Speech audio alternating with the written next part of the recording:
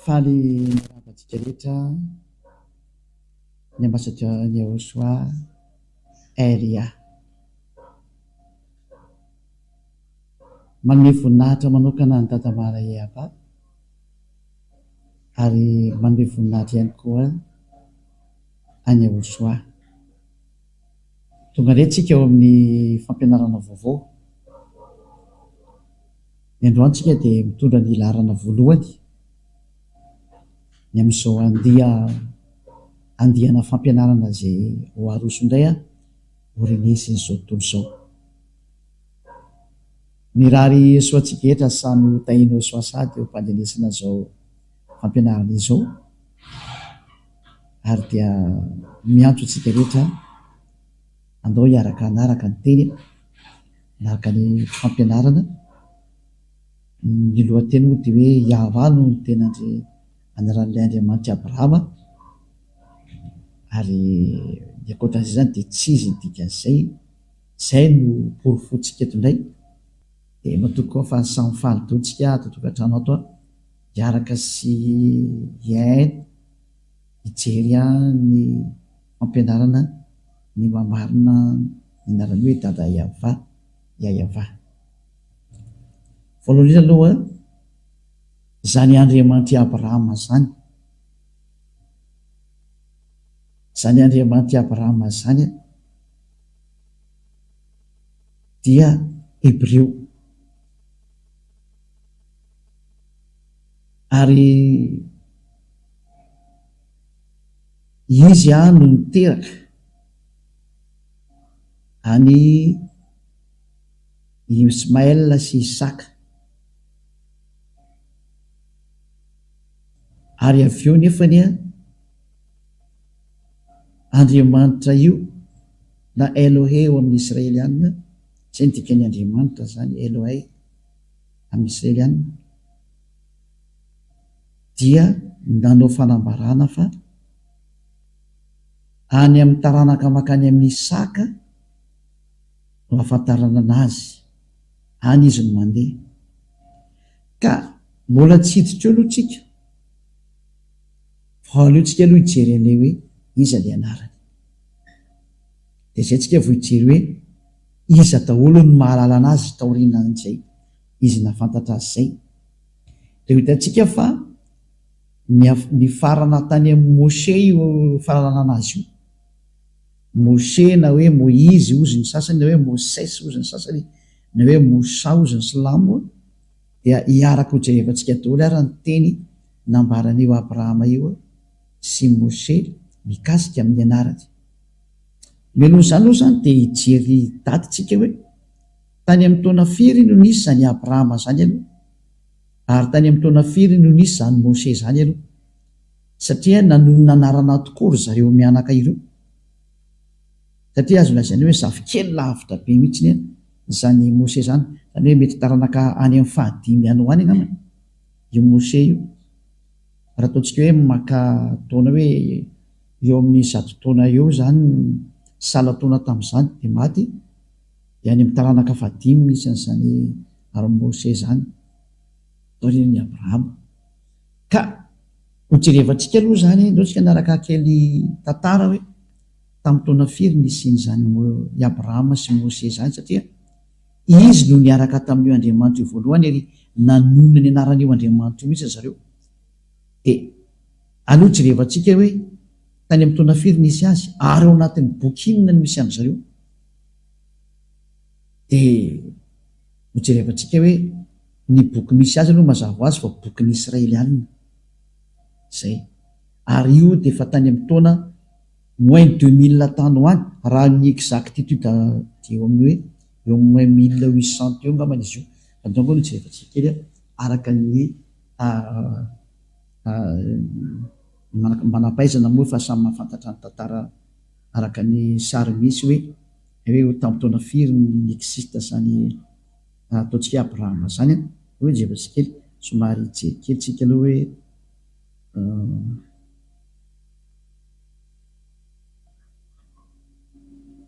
azo kely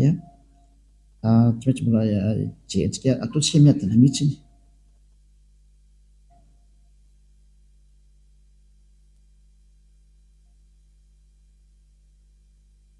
dia manaraka tsika tokony miadana be mihitsiny ny fandeha tantara dia rehefa misokatra le soratra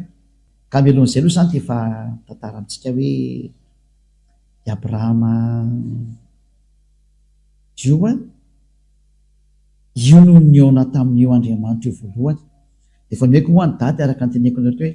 tany amin'ny taona moins 1800 any nisy anazy io. Zay ho jerevako kely vetivety keo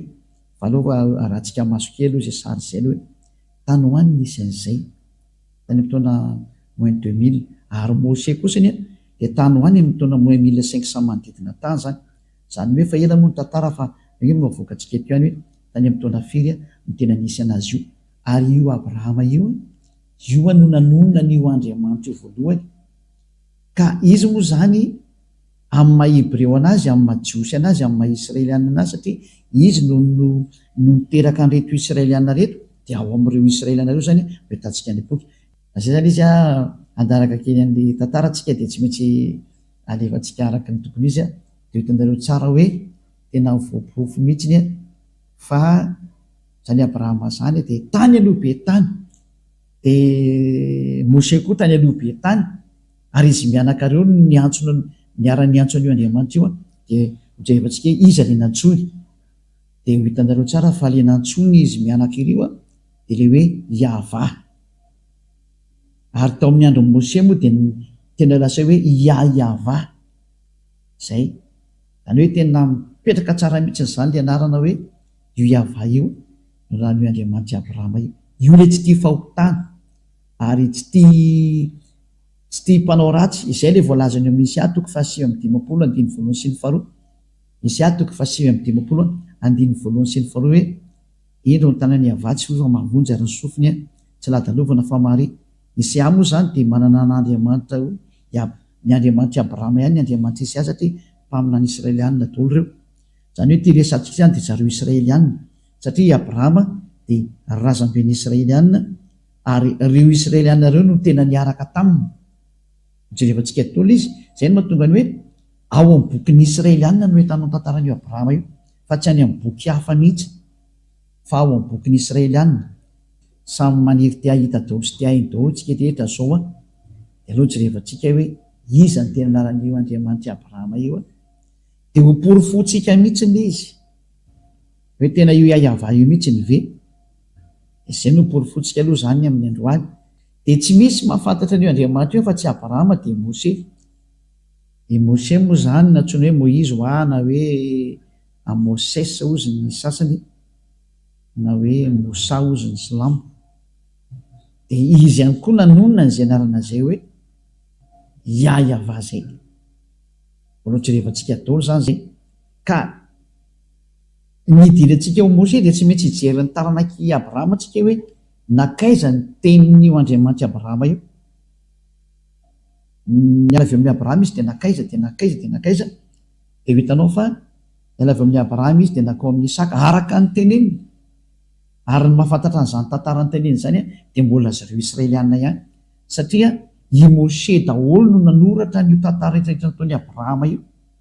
Mose zafikelina zany dia izy nanoratra anazy zany dia tonga teo amin'izay fahafantarana ny anarana zay hoe Yahva dia manome ny fanaporofona amin'izay moa zany tsika eto fa dia hojerevantsika kely eo amin'ny raha manana larosy ianao zany hoe larosy zany karazana encyclopédie anankiray izay misy mitenin'ireo mpikaroka eny na tsy mikaroka raha moa dia efa mahafantatra hoe zany Abrahama zany dia efa tany amin'ny taona ela be zany tena izy ka io Abrahama io zany voalaza ato zany misy ohatra hoe Abrahama zao ty ambony iraty dia ato misy ohatra hoe encyclopédia Abrahama zany misy ohatra io zany zany hoe momba ny Abrahama zany resantsika ity donc cet article fait partie du dossier consacré au judaïsme zany hoe zareo jiosy zany tena manana an'ity tantara ty satria Andriamanitra jiosy ndesana dia Abrahama jiosy razamben'ireo jiosy reo izy io dia jerevantsika hoe tany amin'ny taona firy zany nisy zany Abrahama zany zay tena jerevantsika hoe tany amin'ny taona firy taloany izy io dia ny voalaza ato zany hoe patriarche des Hébreux dans l'année moins avant l'an 0 zany izy tia, 19e siècle avant l'an 0. Cela veut dire zany hoe tany amin'ny manodidina ny moins 1900 moins 1800 tany hoany zany ny année nisy an'izany Abrahama zany zay raha zambeny jiosy na ny israelianina tany amin'ny taona moins 1900 tany hoany. Misy moa manome précision mihitsy ny sasany am'ireo ohatra ny hitantsika amin'izany ohatra ny sasany zao ato amin'ity zareo mpanoratra ity hoe tany amin'ny taona moins 1812 tany hoany. Ary ohatra ny hoe jerevantsika ty sary ity dans le calendrier hébraïque, la tradition juive s'appuie sur le Midrash Seder Olam Rabbah qui fixe la naissance du patriarche en l'année 1948 après la création, soit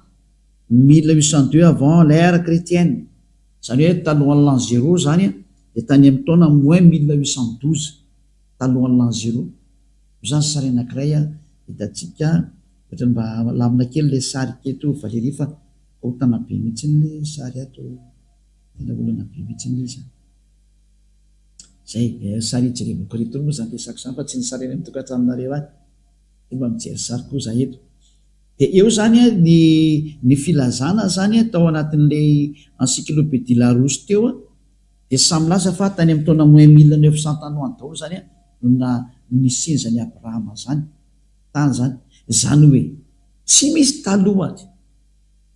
Dia inona zany ny fiantsoana io Andriamanitra, io Abrahama io ny Andriamanitra ny anarany ao amin'ny boky ny Jios, satria ny Jios no manana an'io boky io. Zay le hoe Sefer Torah des Juifs. Ka ny Sefer Torah zany dia ny boky ny soratany dadabe Moshe, ary ao anatin'izay boky zay no misy ny tantaran'ny Abrahama, satria izy no tany amin'ny taona moins 2000 tany hoany zany moins 2000 moins 1900 eo zany. Dia aleo zany ny tantarana zany no jerevantsika any amin'ny boky ny Sefer Torah ny Jiosy, satria izy ny tranainy indrindra ary tsy misy manana boky afa-tsy zareo Jiosy zany, boky tranainy. Zay ny hoe Sefer Torah. Ny boky rehetra zao taty oriana daholo, raha raintsika zao ny boky ny Silamo dia tatika hatramin'ny taona plus 600 taty vao nisy ny boky ny Silamo. Zany hoe taty oriana elabe zany, mbola taty oriana nateran'ilay mpaminany farany israelianina, satria ny mpaminany farany israelianina dia ny prophète Yahoshua no anarany. Le dernier prophète des Israéliens s'appelle Yahoshua. Any hoe ny mpaminany farany israelianina dia Yahoshua. Ary io le hoe tany amin'ny l'an 0 moa nametrahan'ny olona anazy. Io lay novain'ny olona hoe Jesosy Kristy na hoe Jésus Christ, zay c'est un faux Dieu. Ce n'est pas un Dieu grec, ce n'est pas un Dieu des Israéliens. Tsy andriamanitra ny Israeliana io fa andriamanitra ny Grika ny foroporonin'ny olona, fa tsy andriamanitra ny Israely zany io. Zay le izay. Ka taorinan'ny l'an 0 zany vao ny Islamo no nanoratra ny bokiny, ka noho izany zany taraiky be le izy. Tsy maintsy ny zavatra original tany aloha no jerevantsika ny marina, zay tany amin'ny taona moins 2000 hitantsika tao anatin'ny rehetra zay nahokaronao io dia amita foana hoe manodidina tany amin'ny taona moins 2000 moins 1900 teo foana na moins 1800 farafa zay manome daty aloha. Fa ny tenenina zany dia hoe izy no tena tranainy indrindra. Aza atao tsara mikaroka an'izany ndraiky ariko azy ianao, fa eto moa zany dia efa misy manome hoe tany amin'ny taona moins 1812 tany hoany le tena hoe mba le tena nikaroka zany. Ka azo atao ny karoka an'io fa tsika tsy dia karoka ny dietrety fa hoe io ny tranainy indrindra ny mahalala an'Andriamanitra zany. Ary tsisy afaka amaly an'izany tsika. Ary ny manana ny boky tranainy indrindra io tantaran'izany dia mbola dadabe Moshe koa, na i Moïse na Mosa. I Abrahama moa zany io ny azo lazaina hoe dadabe mifandimby. Dia nisy andry Moshe taty aoriana, Moshe moa na hoe Moïse na hoe Moses ozy ny anglisy, misy koa ny hoe Mosa ozy ny Silamo. Dia izy indray dia tany amin'ny taona moins 1500 tany hoany Mose zany rika tsika jerezay date de naissance Mose zay atsika approximative andray izy aloha de jerevatsika tandray aloha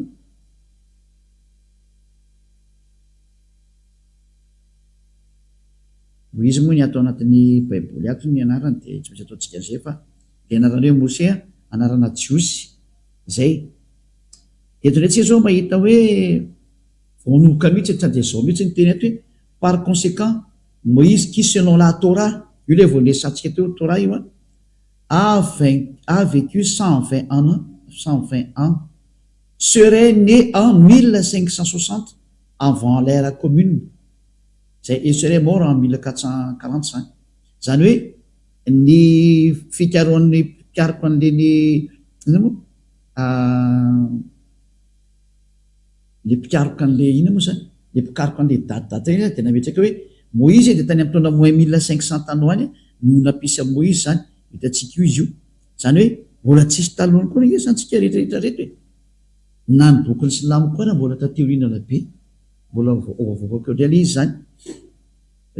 hoe raha tsika mamaky dao de hitatsika mihitsy ny hoe marina ny teneniko tanareo fa tsy mamorona aminareo mihitsy ny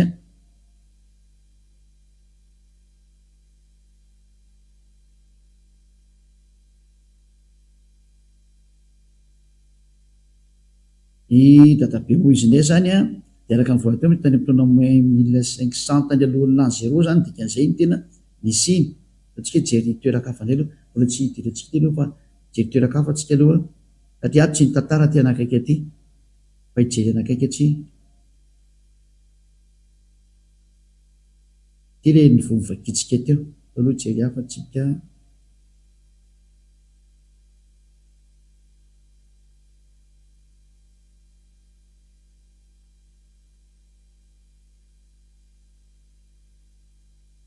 mbola tsy mahitatsika aloha fa nareo izy kiariko kely ihany le hoe manome porofo anareo zany hoe tany amin'izany daty manodidina zany mihitsy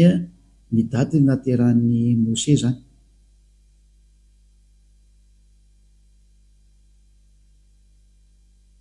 ty zao misy anakaiky koa zay ty araka ny fikaroana natao aloha afaka mikaroka daholo nareo na nareo koa raha mba afaka mikaroka koa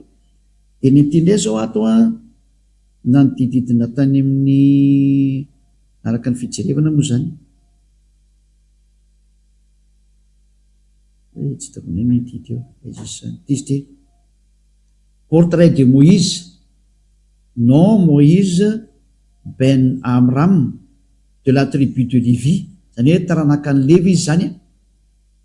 naissance tany amin'ny taona moins 1280 tany hoany any hoe fanakaiky tany moins 1250 moa zany zany hoe Mose zany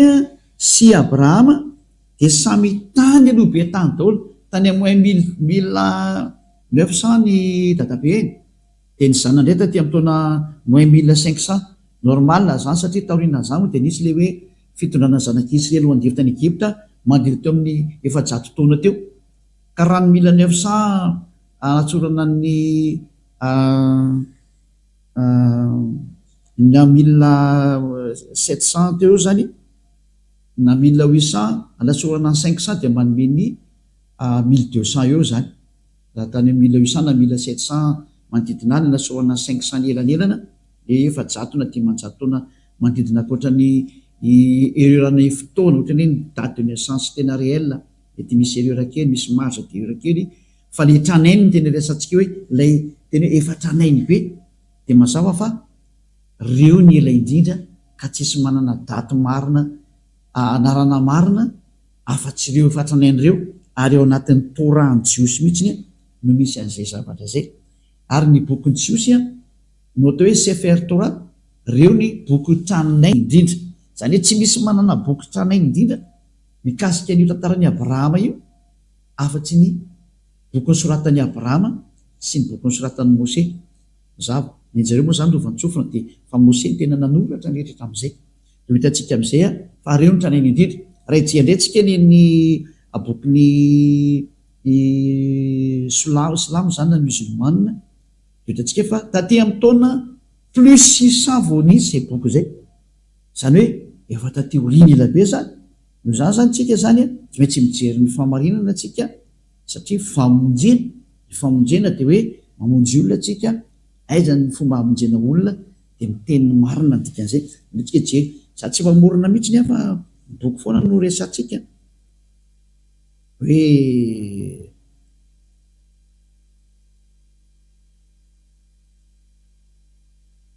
aloha rahantsika kely a.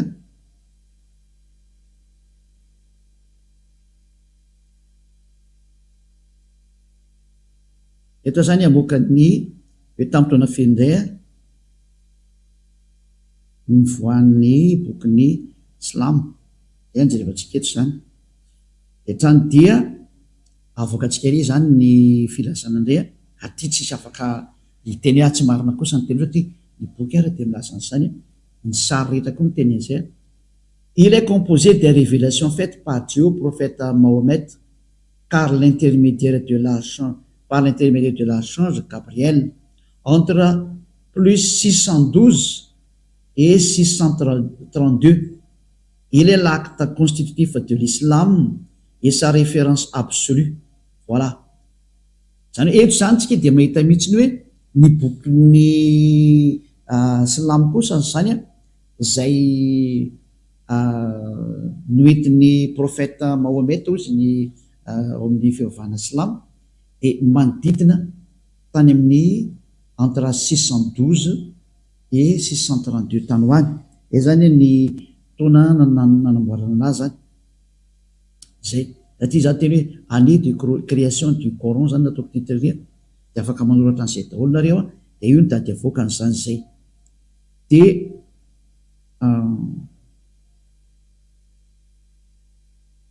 tindray misy mbola fanazavana anankiray. Quand est sorti le Coran, les plus anciennes versions complètes du Coran dateraient du 9e siècle. 9e siècle. Des fragments très rares pourraient remonter à la fin du 7e siècle ou du début du 8e siècle.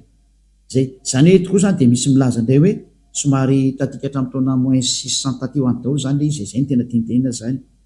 zay. Ary izy nanoratra ny Coran voalaza ato mihitsy mazava teo fa anatin'ny bokinareo any daholo zany. Dia ny voalohany dia tany moa zany dia ilay mpitarika anazy efa akitsika tanareo tany dia toy ny anisan'ny mpanoratra toy dia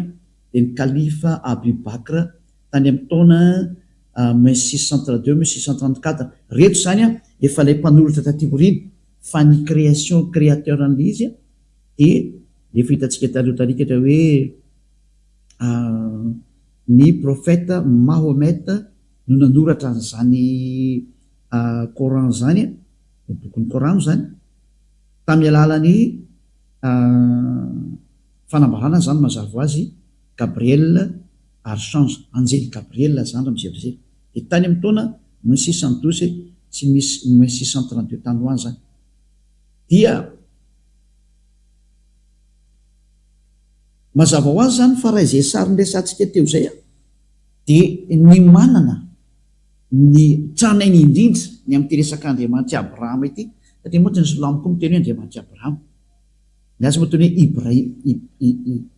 Ibrahim ny anaran'ny anjareo ndray, fa Elia miteny hoe Abrahama satria ilay izy tany amin'ny bokin'ny Jiosy no ahitana anazy voalohany dia ny Jiosy nanona hoe Abrahama, dia zany hoe ilay Andriamanitra Abrahama zany dia tena i Abrahama mihitsy, zay no anaran'izay. Ary satria moa samy miaraka milaza fa samy miteraka ny Ismaël sy Moïse ireo na i Mose Isaka samy miaraka niteraka ireo dia mitovy ihany zany le izy ny dikan'izay sary io, satria Abrahama dia niteraka ny Isaka sy Ismaël tokoa. Dia izay mitokontsika hoe miverintsika ny amin'ilay anarana original dia le nitenen'ny Mose ary tenen'ny Abrahama dia ny Andriamanitra Abrahama sy Mose zany iza eto jerefantsika amin'izay ary na ny Sefer Torah. Ino atao hoe Sefer Torah? Ny bokin'ny Sefer Torah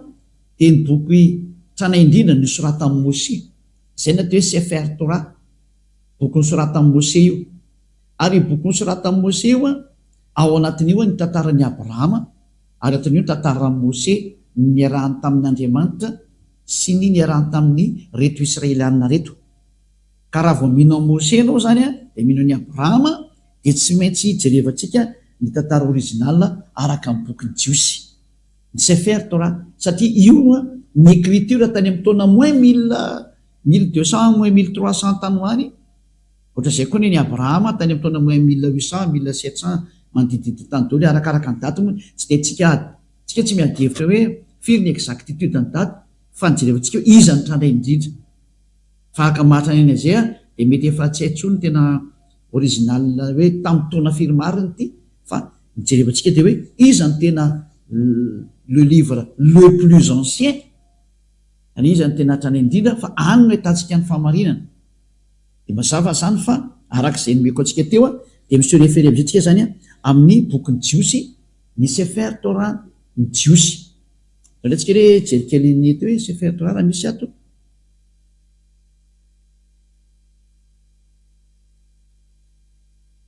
zany hoe manometsika ana foana zany hoe zao ny fomba fijery ny fahamarinana de afaka mijinenao koa re afaka mijery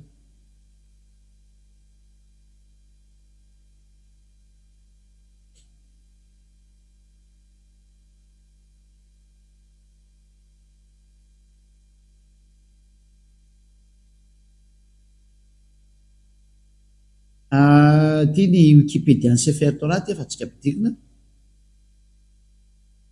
le Sefer Torah en hébreu livre de Torah ou plus exactement rouleau de Torah en pluriel Sifrei Torah est une copie manuscrite de la Torah ou Pentateuch, le livre le plus saint et révéré du judaïsme. Io zany de milaza mihitsiny hoe ny Sefer Torah de ny bokyny jiosy lay tena tany aloha tranainy indrindra zany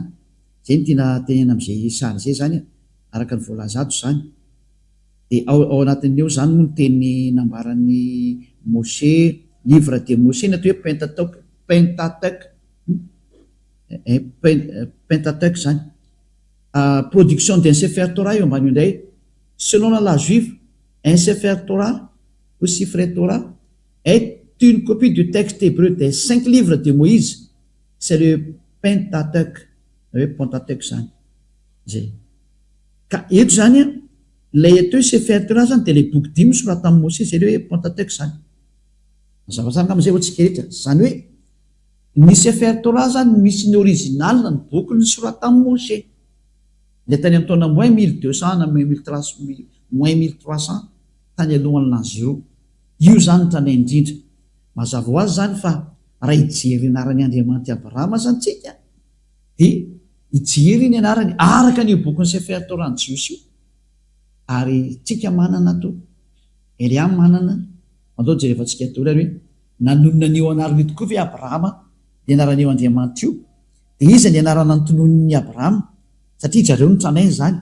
zany hoe zay tateoriana zany mazava ho azy fa tsy azo considérena ny antony raha mahita ny original ve anao tsy alefa makany ny original automatique nge zany ka rehefa ho any amin'ny original tsika ny anarany Andriamanitra marina original de aloha zay nytonoany Abrahama sy Moshe no jerevantsika iza ny tonono zareo araka ny Sefer Torah ny jiosy satria mazava be hoe livre en Torah de sorata Moshe hitantsika io le Pentateuch zany io livre de Moshe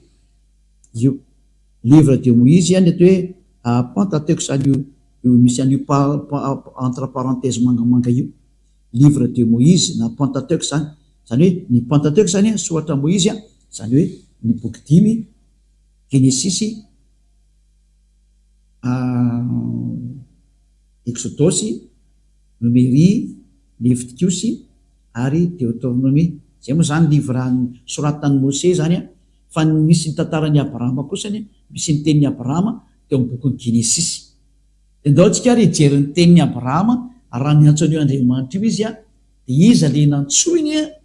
araka ny bokyny jiosy aty de mahay an'izany daholo ny rehetrarehetra ne amareko fa zany tsy misy fanaratsiana n'iza mihitsy zany tandremo fa zany Elia zany de mpamonjy olona ary mpanavitra olona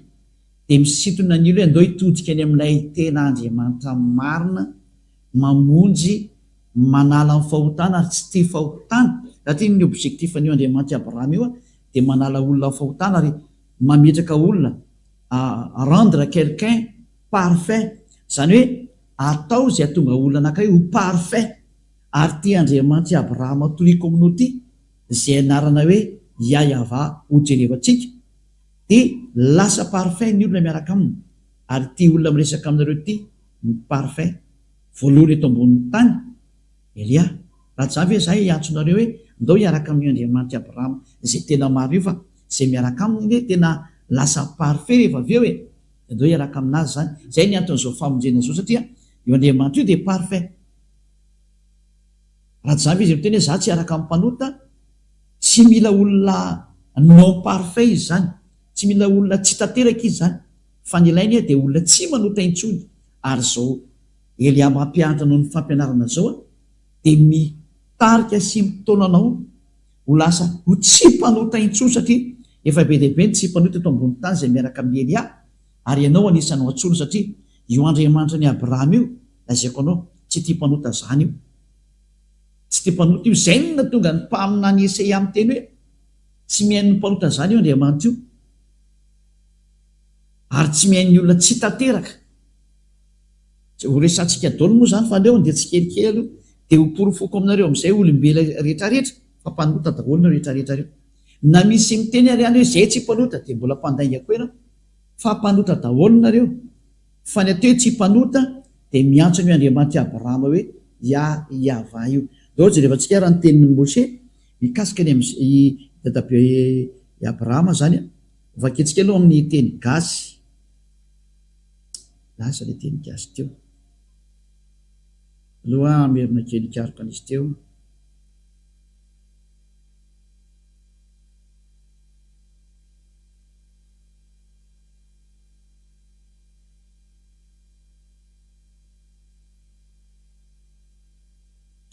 Somary jelikelytsika.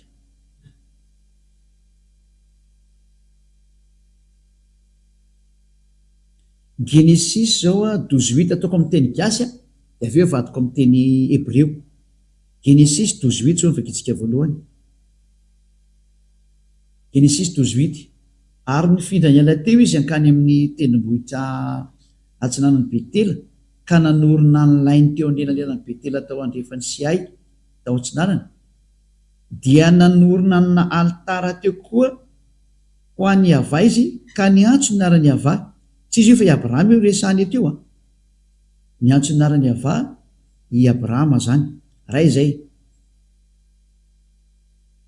Genesis 13:4. Genesis 13:4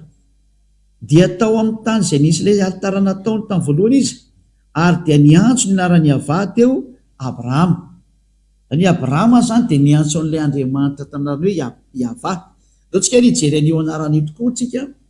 amin'ny teny jiosy, satria ty zao ohatry teny gasy ange fa sy teny hébreu. Dao vakitsika ary ny teny jiosy zany dia vakitsika ny teny hébreu amin'ny bokiny Sefer Torah jiosy. Mamaky an'ity zany tsika zao.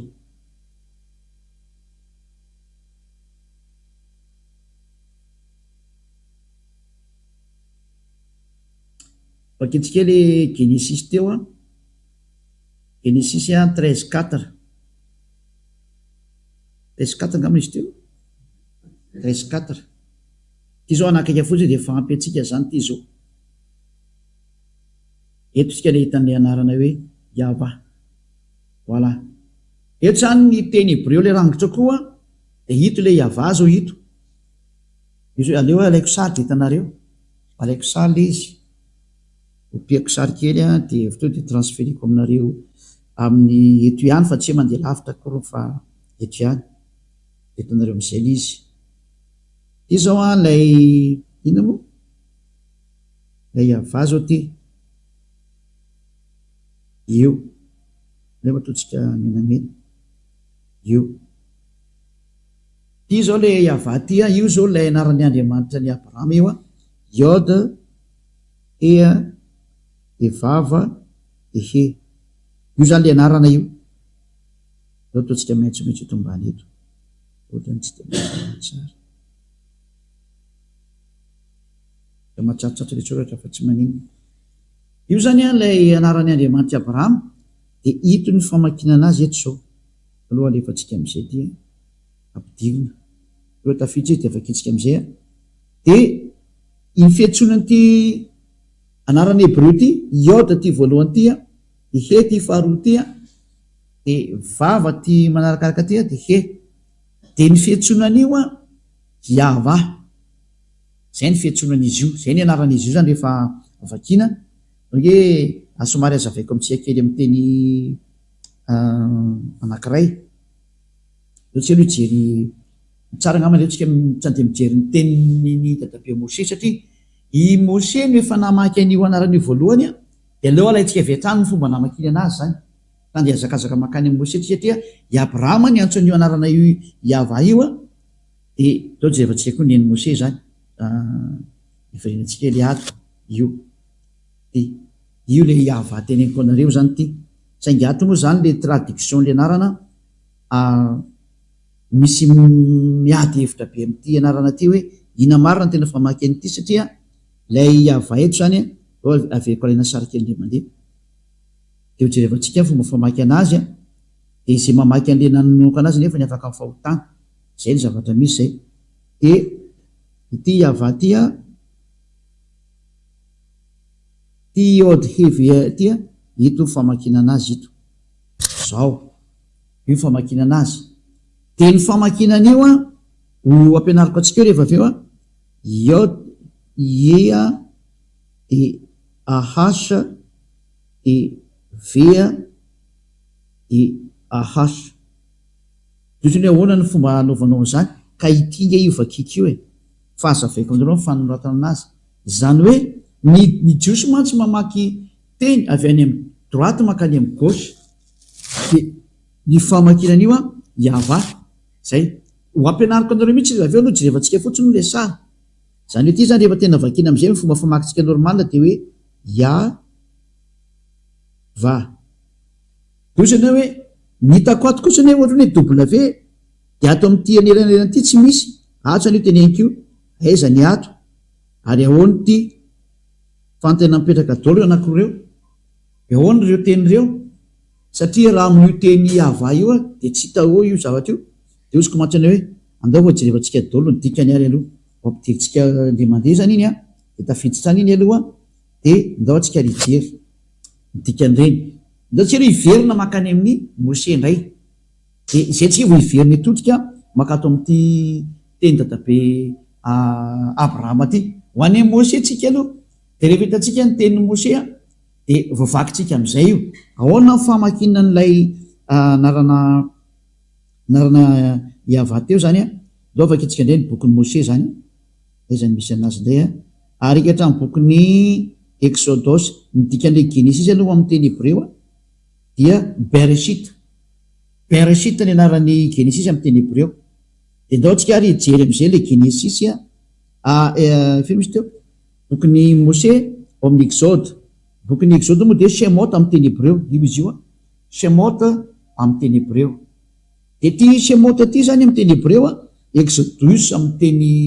hafa firenena amin'ny anglais Exode amin'ny teny frantsay dia vakitsika indray ny Exodus 15 fa ato i Mose no nanona ny anaran'ny Andriamanitra zany Exodus 15:2 dia hitantsika le forme le Iôda sy teo a fa sady mampianatra anareo a zany eto a ny fomba famakina le teny Hebreo no mamantatra hoe iza marina ny tena anaran'ilay Andriamanitra Abrahama ny fiantsonana n'ilay anarana dia alefako amin'izay alefako en général aloha dia hidirako tsikelikely amin'izay dia aza matahotra fa hainao amin'izay mamaky an'io rehefa avy eo ty izy a le zany le teny Azy Vizimrat ya ty moa zany ny transliteration n'izy Azy Vizimrat ya ka ity ya ty zany a no jerevantsika hoe iza ny tondrony ya ty fa ty ya ty zany ny anaran'ny Andriamanitra Abrahama satria io nomeny voninahitra zany ty ny antsony ty ya ty a ty le nantsony Abrahama zany ty tandemeko atsika eto le antsony zany a ty le nantsony a dia inona famaky an'ity ty le forme hitatsika teo zao tsika trasy kely izy a fa aty tsika manomboka mamaky teny a de mazava-be aminareo am'izay izy rehefa avy eo ty le anaran'le Andriamanitra Abrahama zany io Yod C de inona famaky an'io de ny famaky an'io a zao tsika aloha lefa tsika any a inona famaky an'io a zao lefa tsika any aloha satria avetsiky ho tazomina io rehefa avy eo a de avetsiky le mandeha inona famaky an'ity a de mamaly an'izay ndray a ny famaky an'ity teny ty a de itikatra ty ny famaky anazy ty ia ty io donge le alaiko sary ndray aloha hoe de averiko aminareo alevako tsikelikely ho de am'izay nareo maraka tsara ity ny famaky anazy a ny famaky an'io de ity io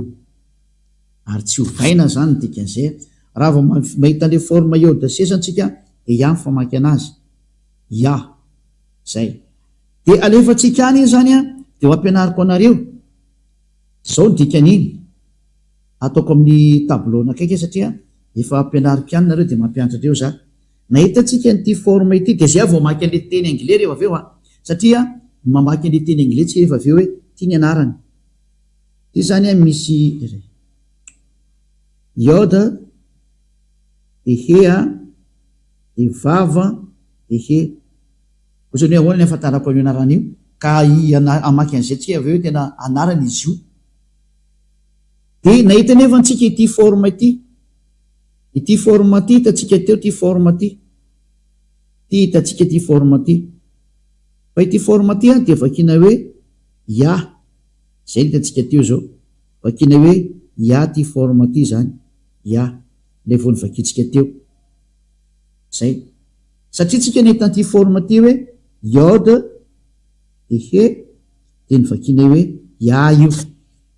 noho izany zany ny famakina an'ity voalohany ty zany ny dikan'izay a eo avakitsika ty voalohany ty hoe Yod C ty de ty zany vakina hoe ia zao ao a de alaitsika sarinay iny aloha ho azy nandray antsoratra hoe ia ny famaky an'io voalohany io satria hitatsika tamin'le forme tao amin'ny dadabe Mosè le namaky an'ity forme ty hoe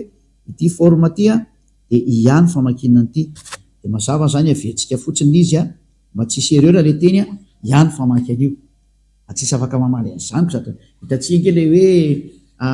ia teo a de ny vakiny dadabe Mosè hoe ia le izy de tsy misy olo afaka mamaly an'zany koa tsy marina zany hoe iarahantsika ny tateo ely izy ary mbola iverina atsika alaiko sarina iny zany dikan'izay de ampiritsika any a fa vita aloha zany anakiray iny de ia iny a de fa lasany izy iny zay zao lasa iny zay ao anay ny famakina an'le faharoa inona le faharoa kay ty ndray le faharoa ty ny faharoa ty tsandeameko izy de avy eo vao maky an'le anarana am'izay a ty zao aloha ngamba tsandeavakitsika ia izy my strength amin'ny teny anglisy io zany hoe ia am a force and song ary hirahirako zany and his become my salvation ary izy de lasa famonjena he is my el zany izy no Andriamanitro and I will prepare him an habitation de ary anamboatra fitoeranao anazy a zany hoe ity ia ty zany a no Andriamanitra ny jiosy ia no anarany ito moa sao de tena mazava-be mihitsy izy eto hoe ia io ambony io ia na hoe Yod he ia de io ny Andriamanitra ty ambany ty dikany el de Andriamanitra zany izy my el zany hoe amin'ny jiosy zany a ny Andriamanitra ny jiosy a de antsony amin'ny anarany hoe ia lay Yod sy he mazava-be zay tsisy edina hevitra tso fa de efa mazava ny teny dadabe Mosè hoe ia ny fiantsonan'io de inona indray ny fiantsonan'lay anakiroa farany teo zany ao tsika hiverina indray ary any aloha verina indray tsika amin'ilay ato ihany ka ena am'le anakiroa farany indray tsika zany ito indray atsika efa nahitan'le forma hoe Yod C saingy ato indray moa nataony hoe Yahweh nefa antsika teo vao nahita mihitsiny hoe ato amin'ity transliteration ty a de tsy Yahweh mihitsy ny na voan'le katolika romane hoe Yahvé ozy ny katolika romane satria ato amin'ny transliteration dia Yahva ny fiantsonana azy ato zany alaitsika sary indray le izy de mihitsy indray moa teny hoe Yahwa io fa tsy Yahva zany eo vakitsika indray izy hoe diso koa zany sary zany fa ny famakinan'io a fihetsika indray manjely izy ray ny famakinany ty a reo fihetsika alaina sary indray mandeha fa voakitika izy teo de zao araka nampianariko anareo azy zao oke izy ataotsika ty zao izy a ty zao le soratra zao de ny fandikanan'io zany a ity akaiky neto ty any ity voalohany ty fa hitatsika fa iaty efa mivakitsika teo ia ny famaky an'io de hoanandray raha famakinany ty faharoa farany ty le ato zany ty faritsatyny azy moa gauche vers la droite a de ahoana nyfanoratana nyty le vava sy vava lavalava ehe ahoana ny famakinan'io de ny famakinan'io zao zareo a de W A H de eo le natonga dolo amy teny oa fa tsy oa famaky an'io fa va mijiosy mijiosy de mamaky an'io hoe va ohatsy rehefa tsika aloha zay teny zay hoe aiza manamarina fa amijiosy ny W a de ve ny famakinana azy de andreo ndratsika jery ina moa karazana encyclopédie akaiky amin'ny Wikipédia ny jerevantsika anazy a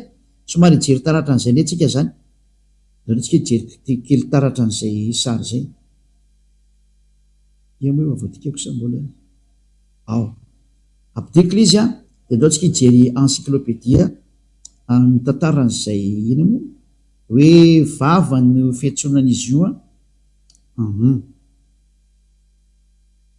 somary jery kely fikaroana aloha amin'ny teny jiosy le izy a hoe ahoana ny famakinany W eo amin'ny jiosy de ny jiosy tena nanao fanitsinany teniny fa ny famakinany ina moa ny W amin'ny jiosy a de tena vava na hoe ve ny famakinana azy ho jerevantsika ato le izy a fahitako le izy zany azo nareo ampidirina am'izay ity a dia Wikipédia te Wikipédia moa zany de ny mpikaroka maneran-tany manam-paiza maneran-tany zay mpanao ny fikarona mombany amin'ny teny amin'ny chiffre amin'ny lettre hoe ahoana fomba famakinany W izy zareo a de ny famakinany W izy zareo a ty tany amin'ny taona moins 200 tany a ary zareo Sophère Jiosy no noratra an'ity Sophère Jiosy de hoe Sophère de le mpanoratra ny Sefer Torah de raha hoe Sophère am'zareo de reto mpanoratra ireto a no nanao fanambarana tany amin'ny taona moins 200 io hitatsika io tany amin'ny taona moins 200 tanoany talohan'ny l'an 0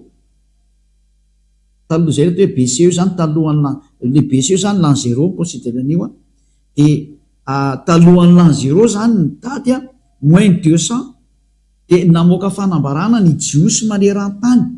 tany amin'ny taona moins 200 tany fa ny famakina ny lettre W am'zareo a de tsy W hoe o fa ve ny famakinan'io any am'zareo any ary tsisy afaka iady amiko izy ny tompony teny de tsy hanao hafa firenena kory ny andeha maly an'zareo fa adalàna zany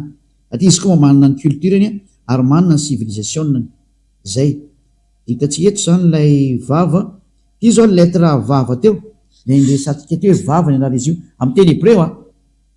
de mampianatra le teny hébreu de mamay mamaky teny hébreu tsika sany de mahafantatra hoe marina ny teniny Elia ambassadeur-ny Yahosoa fa tena ve ny fiantsonan'io io zany le vava lettre hébreu izy io atao ambonitsika mahita hoe vakitsika Israël description date followers prononciation of moderne standard Israël hébreu zany hoe ty zany ny fanitsina ny teny hébreu zay ny dison'ny olona de nahitsiny zareo zany hoe filazana description zany filazana ny fitenenana mikasika ny prononciation araka ny fanitsina moderne standard ny teny hébreu zay prononciation zany izy ty io mazava-be sotra hoe prononciation io raha tsy mety eningitsy anao de fanazaveko tany hoe ny fanononana ny teny hébreu a araka ny fanononany hébreu anazy standard mihitsy moa ny filazana azy a Israël hébreu io lettre hébreu zany izy ity, israeli hébreu, any hoe teny hébreu zany izy tia dia nanao fanambarana ny hébreu zany fa tsisy afaka hiady aminazy fa izy manana ny teniny hoe ohatra ianao zao malagasy manana fomba fiteninao ianao ka rehefa zareo azy idiranao ny fiteniny mahafantatra ny tokony ataony amin'ny teniny izy ka rehefa izy namoaka etiny fa makinay io dia tsy idiranao lalina zay mpanazy zay ary zay olona nanaraka an'izany tsy pitenenany zareo zany ka nandeha mahitsy tahaka ny Eliasa dia miteny izy zao ny famaky an'io dia tsy manota intsony zay miaraka amin'ny Andriamanitra Abrahama io, zay mantsy ny objectif. Lasa olona tanteraka tsy mety manao ratsy intsony satria mahafantatra le anarana marina, rehefa hainao le anarana marina dia tena tsy manota intsony ao aorianan'izay. Dia io le lettre vava dia io le soratra vava hitantsika io dia io le hitantsika fitenenzy vava dia fomba fanoratana an'io fanonana izy ve azy ny vogue zany hoe ve ny famaky an'izy io zany ato mantsy ny prononciation ato ambony ato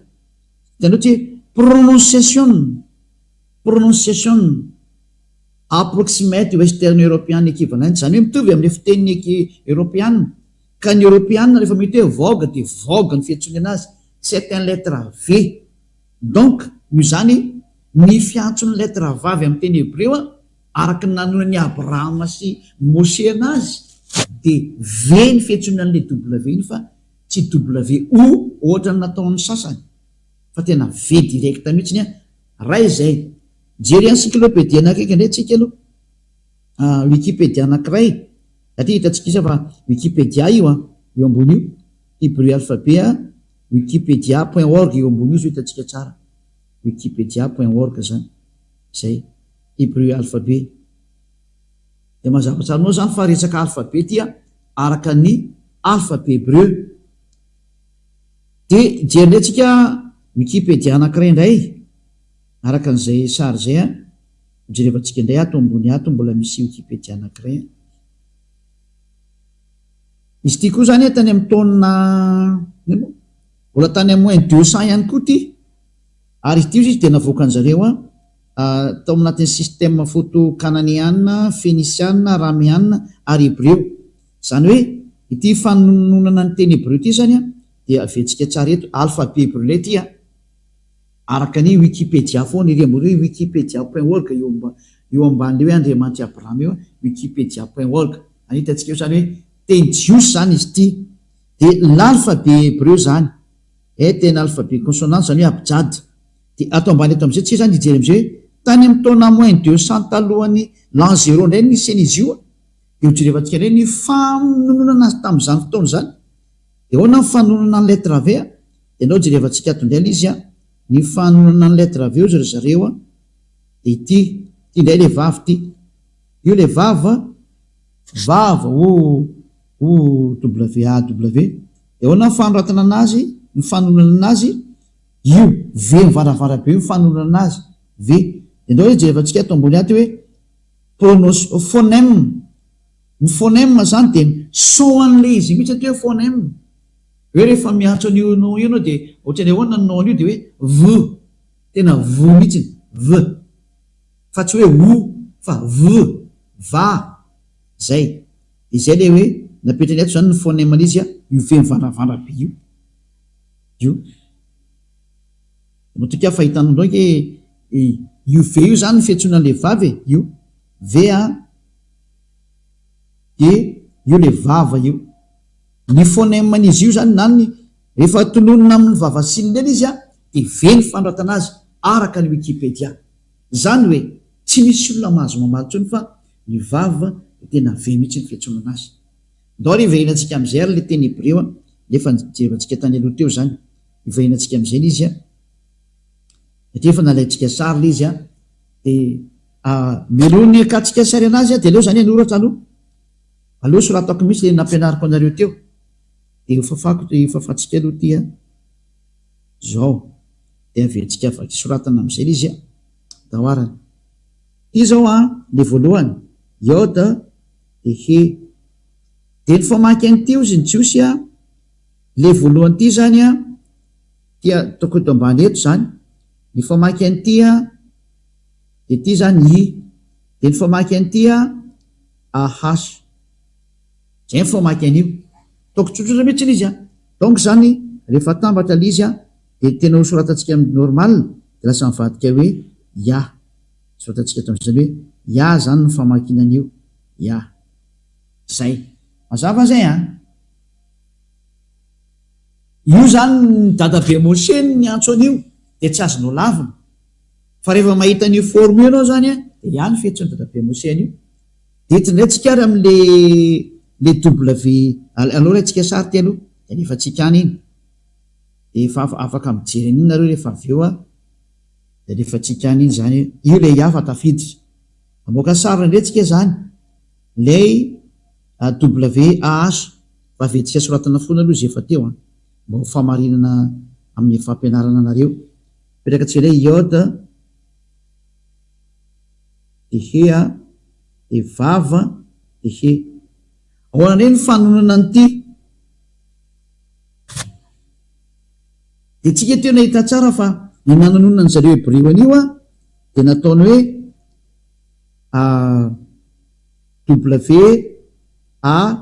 WAH zay ny voasoratra atao anatin'ny transliteration de ny hebreo nametraka mihitsy ny fanonana an'ity ve ty vo hitatsika teo mihitsy ataotsika maintsomaintso tsara mihitsiny ity ozy izy ny famakina an'ity dia v no zany zany rehefa mamaky an'ity zany tsika de lasa hoe v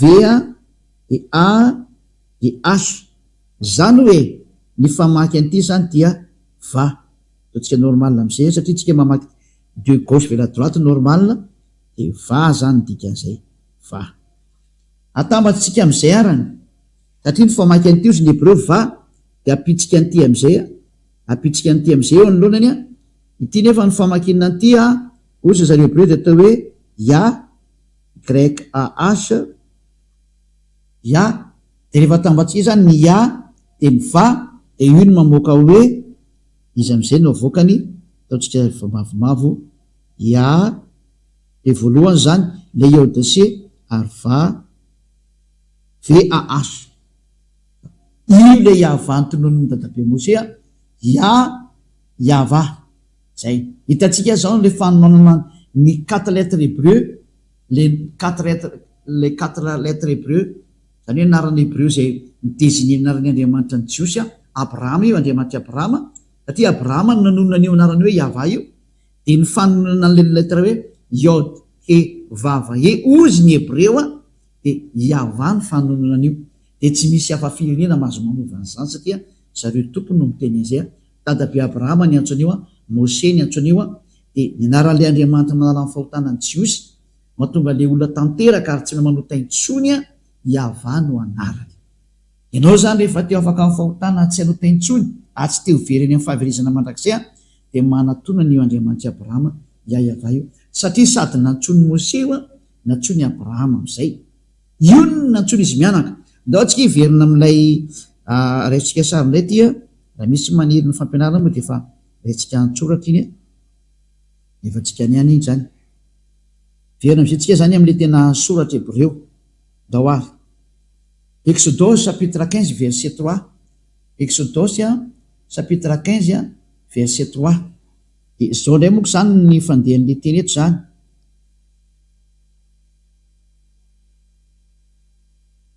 ny famakina ty teny hébreu ty zany io zao le teny hébreu ty zao le terme hoe iava de jerevantsika ina mivaky n'io teny io iava ish milshama iava shmo de jerevantsika ny dikan'io ato ty moa zany le fandikana teny diso nataon'ny katolika romana nataony hoe Yahweh ny anarany raha tsy existe zay terme zay natonga ny hoe efa nesorony zareo anatin'ny baiboly zany terme Yahweh zany satria tsy existe ao zany de zao ny teny ato hoe iava izy manovoa adikako amin'ny teny malagasy de hoe iava dia lehilahy ho amin'ny miady mpiady izy zany dikan'izany iava izy hiznem iava ny anarany to moa zany hoe dika teny diso to ny aveto satria tsy izy ireo dika teny katolika romana reny de tsy raisitsika fa satria nadika avy amin'ny teny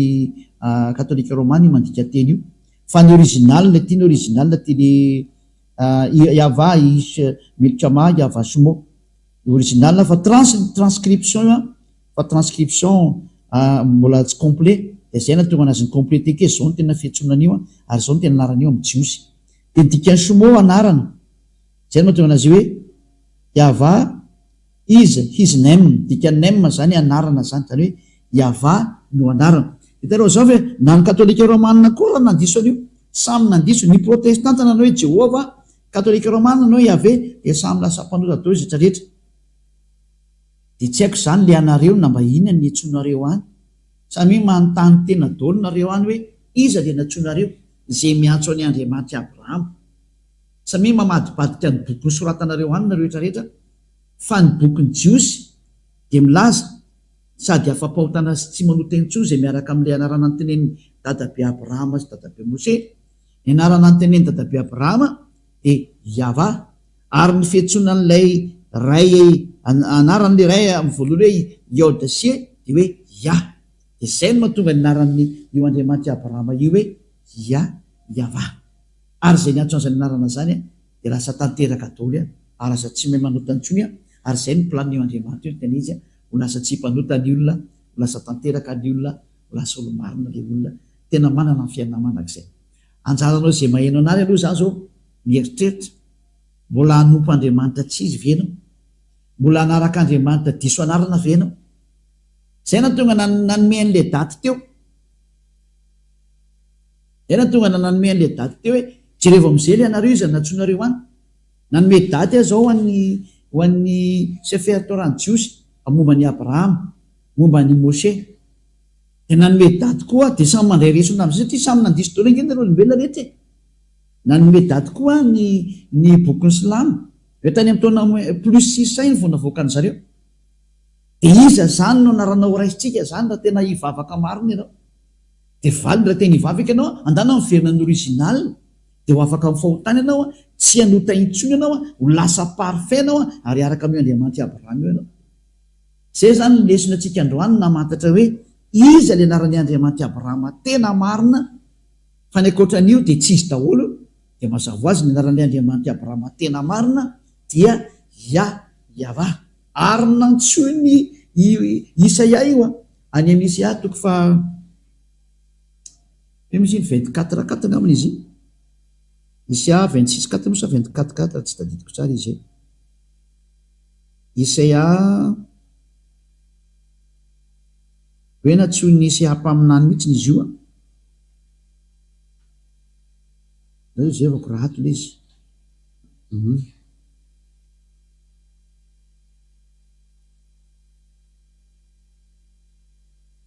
Isaia 26:4 izy fa tsy 24:4 Isaia 26:4 mijerevantsika kely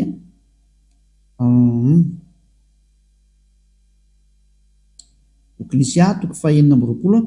de voateny ato mihitsy araka ny translittération sy ny phonème zany mazava azy miaraka amin'ireo Isaia 26:4 ao amin'ny boky ny Sefer Torah ny jiosy Sefer Torah ny jiosy ty vaketsika ity io izy io zany le rangotra koa ny jiosy io io lay soratra jiosy io fa tsika tsy andany andro rehefa misy dikateny to akaiky to de aleo tsika mandika an'le dikateny abitso va Yava adeyad kibia Yava io izy io fa mitambatra tsara io Yava tena mazava be mihitsy io tena ny anarany dada Yava zany de hoe Yava ary tena miaraka tsara izy io rahantsika mahita be ny vandavanao hoe resiko soratra hoe tena ny fiantsonana azy de tena atao hoe Yahva mihitsy izy rahantsika nahita teo nao ke jevatsika tsara le soratra io tsika hoe zao ty de ny toyny ty Yahva ito le soratra ito kale dasikely fa disitsika lo le to alefa am'izay tia any iny nitafiditra any iny de ty le soratra zao tia io tanareo io i zao le ty ambony ty ambony ty zao le io ampovoany io izy io de midina tombo satria droite vers la gauche de ty le toy ty Yava ty ambany ty io zany le Yava fa tena milahatra tsara mihitsy dao laiko sary de mihinanareo de hitanareo tsara fa hoe tsy hitanay izy zany de ndao metsika hoe tena fiantsonana azy mihitsy ny hoe Yava io zay ty zao le ty io le de ty nytoy rehefa aveo io nytoy Yava zay de hitanareo tsara fa tena anarana fiantsonana azy mihitsy le hoe Yava ka zay ny anaran'le Andriamanitra Abrahama Yava no anarany de matoky zany fa voaraintsika am'izay le hoe ny anaran'ny Andriamanitra Abrahama zay tonony dadabe Mose ary meny Elia teto am'izay ny fanazavana le anarana Jiosy zay tena mahatonga olona parfait ary non pécheur non sineur ane tsy manota intsony de zany anarana zany no antsoina hoe Yava Andriamanitra Abrahama io zany rehefa tsy niantson'izay anao de diso io Andriamanitra anao io niantso Andriamanitra tsy izy ianao ary voafitaka ny teny izy de ifitiavana moa ny Elia miantso atsika sady misintona atsika iaino hoe jerevo Andriamanitra Abrahama io fa io le tena mpamonjy io de ho jerevantsika am'izay hoe rehefa niantso an'io ary dadabe Abrahama sy dadabe Mose tany amin'ny taona 1000 tany hoany mahery tany tsisy talohany ny bokin'ny Islamo zao tateoriana plus 600 taty taoriny elabe zany tena taoriny elabe fa ny bokin'ny Jiosy sy Torah kosany tany amin'ny taona -1500 -1800 tany hoany zay zany nitraneny indrindra ka raha izay nitraneny indrindra lazaiko anao zany tsy azo toerina zany le teny dika zay fa ny marina zany de ny tenin'ny dadabe Abrahama sy dadabe Mose ary niantso an'io Andriamanitra io izy mianaka tamin'ny anarana hoe Yava vonjerevantsika teo zao zay ahitatsika teo donc nampikely an'izay teny zay hoe faranako anazy zany am'izay mba afapo tsara mihitsy nareo no jerikely amin'ny dika teny gasy aloha de zay vo avantsika rikatra amin'ny teny manaraka izy somary kalika kely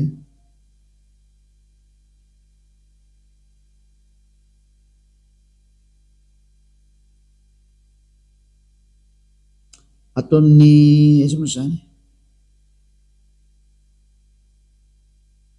Genesis 21-23 donc antsika jeren'izay Genesis 21-23 zay Genesis 21-23 na hoe Bereshit moa zany filaza azy atao amin'ny Genesis 21-23 mbola toy ny le teny teo apiko zany le izy Genesis 21-23 de hitatsika ato fa tena niantsonarany Andriamanitra ny mihitsy izy amin'ny anarana hoe Yava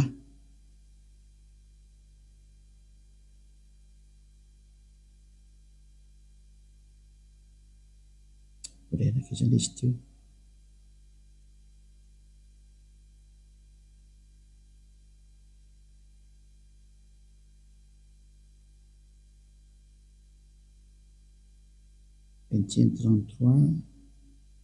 vingtième 33 nijerevantsika efa-tsy 23 vingtième 33 nijerevantsika kely azafady indrindra ho an'izay manaraka fa 33 le izy fa tsy 23 vingtième 33 ngaman'izay 33 iaty izy ty indray le rangotra koa ty de io ny anaran'ilay Andriamanitra Abrahama zao io mipetraka io ampovoany io le Yod he Vava he io le alphabet hébreu Yava zany anaran'izy io hitatsika tsara hoe ao amin'ny Genesis 21-33 de mbola miteny mihitsy le Bereshit Vahita Eshel Biver Shava Vaikrasham Bshem Yava Eloham Elolam safady indrindra io le terme hoe Yava foana zany hoe Abrahama zany de tena niantso mihitsy ny anarana hoe Yava avaketsika indray miteny anglisy adivoko aminareo and Abraham planted a grove in Beersheba and called there on the name of Yava the everlasting any hoe niantso ny aran'Andriamanitra rehefa nametraka zavatra atao amin'ny toerana anankiray io zany ataontsika malakilaky ny dika teny satria fa asa lavitra ny teny zany hoe io zany tsika de mahita mihitsy ny hoe Abrahama de tena niantso toko sy andininy telo zao nomeko anareo teo atao amin'ny Genesis 12 de Genesis 13 de tena hoe Genesis 21-33 ny farany hoe tena niantso nyo Andriamanitra io izy tamin'ny anarana hoe Yahva. Ny Andriamanitra i Abrahama zany zay tany amin'ny taona 1900 sy sy Mose tany taona 1200 1300 tanoany dia tsy izy anaran'ny Andriamanitra ny fa Yahva. Rehefa tsy izay zany dia tena diso ianao ary manekena ho diso satria manino famonjeny ty fitiavana anao vonjena ty tsy resak'inona fa hoe andao vonjena ny fanahinao. Rehefa teo vonjena zany ny fanahinao dia maiza menonao zay. Rehefa tsy teo vonjena ny fanahinao dia azo rina dia vita. Fa ho an'izay olona mitady famonjena maiza meno ny tenin'ny Elia. Fa famonjena nataon'ny Elia anavotra anao. Hijery ndretsika amin'ny manaraka zany hoe dia inona ny toy izay. Satria rehefa ohatra anao zany ka manaraka an'izay tenin'ny Andriamanitra Abrahama zay dia nakaiza io Abrahama io no niresaka rehefa avy io Andriamanitra Abrahama io niresaka nakaiza izy io ary aiza ny teny henona farany, iza ny tokony henona amin'ny farany zany. Ho resantsika indray zay manomboka amin'ny fampianarana manaraka zay efa tsy hoeninareo mety ho rapitso mety ho afaka pitso fa teo zany dia fandeha dia henotsika indray ny toy ny hoe nakaiza izay dadabe Andriamanitra dadabe Abrahama zay, nakaiza iza no mitondra an'izay mbola famarinana zay, aiza io Andriamanitra io zany niaraka amin'ny iza io Andriamanitra Abrahama io dia tsy moa fa niaraka tamin'ny Mose dia ahoana zany ny toy raha amin'izao vanantsika zao aiza no ahitana io Andriamanitra Abrahama io dia valiny miaraka amin'ny Elia izy amin'izao. Dia zay zao toriko aminareo zao fa mandrapahatonga aty amiko aty ho jerevantsika mihitsy ny famarinana ho alefantsika tsikekely fa tandroantsika zao mahita tsara mihitsy hoe i Abrahama dia manana le Andriamanitra ntsona mianarana hoe Yahva ary zay koa Mose Yahva tao Mose moa nafatany hoe Yahva fa atao amin'ny Abrahama mbola Yahva ny etsony anazy fa atao Mose vao nataony hoe Yahva ary ny mpaminany ny antso hoe Yahva. Zay vao tena mazava tsara zany sany ka mirary soatsika rehetra samotainao soary samby arafady tory hoe fantatsika rehetra maneran-tany aty famonjena maneran-tany zao rehefa ny Elia zao mamonjy ny rehetrarehetra na Israeliany ianao na Araba ianao na Anglisy ianao na Vietnamiany ianao na Sinoa ianao na Amerikany ianao na Afrikany ianao ho an'ny rehetra ny famonjena. Elia tonga amonjy, Elia tonga navitra, Elia tonga hitondra ny famonjena ho an'izay maniry ny hovonjena ary tsy anaikitsony ho vonony devoly fa mba ho avitra amin'izay aza matahotra tonga ny famonjena antsika. Tsy misy tokony atahorana ntsony fa velona zany Andriamanitra mahery Yahva zany ary zany ny maniraka ny Elia ankehitriny misolo tena azy mivantana Elia ankehitriny tongava ianatona ny dada Yahva ho famonjena ho anao. Zay ny tenin'ny Elia ary voninahitra ho an'ny dada malay Yahva, voninahitra ho koa an'ilay mpamina ny faran'izay ny rany resantsika mihitsy ny momba ny mpamina ny farany io ary ny mpamina ny faran'izay ny rany io dada malala Yahva io ianarany dia Yahosoa. Ahojerevantsika mihitsy ny hoe iza io Yahosoa io ho tonga any mantsitsika ahoana ny teny nambaran'io dada Yahva io, inona ny tenen'io Andriamanitra Abrahama io ho jerevantsika dia satria ny tanjona ho afaka amin'ny fahotana ary ho tsy manota intsony ary ny olona hitanao mitoreto Elia ilay olona tsy manota intsony eto ambony tany ary ilay olona tanteraka noho ny amin'ny fiarahany amin'ny dada malala Yahva andao hiaraka amin'ny Elia ianao. Voninahitra ho an'ny dada malala Yahva ary vavakitsika sotra betsaka dada malala Yahva noho ny amin'ny teny izy nomenao fa ny teny nomenao tena fitiavana ary famonjena mampisaintsaina ny olona rehetra eto ambony tany hoe ho aiza ianao. Elia mangataka dada malala Yahva aza vela vonony devolontsony ny olona fa ampy zay be zay efa maty leona tsikondreony amin'ny elo any zay vonjeo ny olona dada malala Yahva zany ny angatany Elia aminao hamonjy ny olona ary hanavitra ny olona ary iaino ny tenin'ilay mpamina ny farany izay mbola ho azy avy atratra mihitsy miatsarany zany mpamina ny farany zany Yahosoa manana dada malala Yahva maneho ny voninay tao sy ny herinay amin'ny anarany Yahosoa. Halleluja, amen. Dia mirary soantsika rehetra samotainao soa ho amin'ny fitohizany fampianarana amin'ny manaraka indray velomatomboka.